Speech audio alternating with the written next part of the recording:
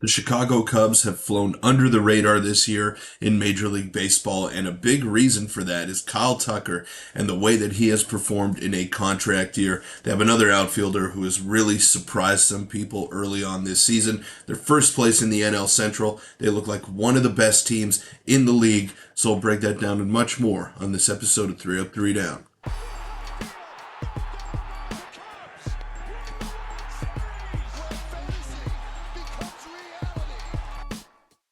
What's up, everybody? Welcome into 3 Up, 3 Down. I'm your host, Peter Briones, and the Chicago Cubs are a team that I really want to talk about here.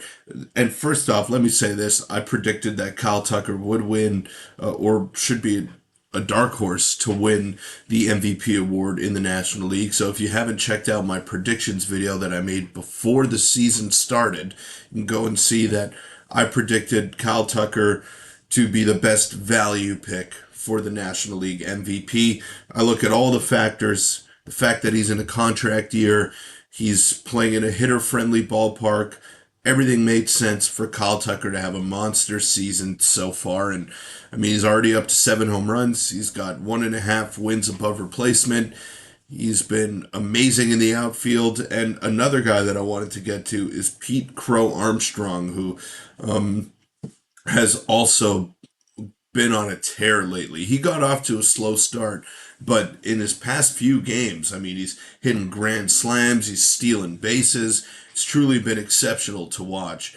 So he's got an OPS close to 900. Kyle Tucker has an OPS over 1,000, and those two guys have been the catalysts in getting the Chicago Cubs to where they are. I mean, they've gotten some good performances out of Shota Imanaga as well, which has been impressive.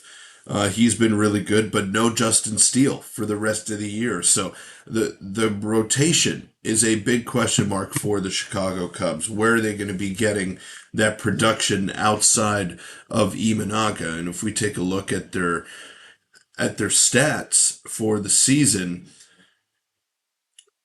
I'll be able to tell you. Now, the Cubs are 16-10 right now, and they have been getting contributions up and down their lineup. Like Seiya Suzuki has 6 home runs. Their catcher Carson Kelly was 6. Michael Busch with 5, who's tied with Pete Crow-Armstrong. I mean, they are getting some serious contributions. So their pitching is the big question mark for me. Like, where are they going to get that kind of production? I mean, you have Shota Imanaga, who has an ERA under 3. Ben Brown, who's been okay thus far through 55 and a third innings. And then you have Matthew Boyd, veteran, been there, done that. He's having a good year. Jameson Tyone, Justin Steele, like I mentioned, going to be out for the year. So they do have some decent arms, but how they're going to win games and how they're going to be competitive is through their lineup and what they're getting out of Kyle Tucker, who is one of the best 10 players, or you can even make a case that he's one of the best 5 players in Major League Baseball when he's healthy and playing the way that he is right now. It's truly impressive what this guy can do. And Pete Crow-Armstrong, I mean, he was a top prospect for a reason. And now I think he's coming into his own. He's learning how to hit at the big league level, and it's real impressive. So shout out to those two guys who have been the catalyst in a very good offense. 26 games into to the Major League Baseball season.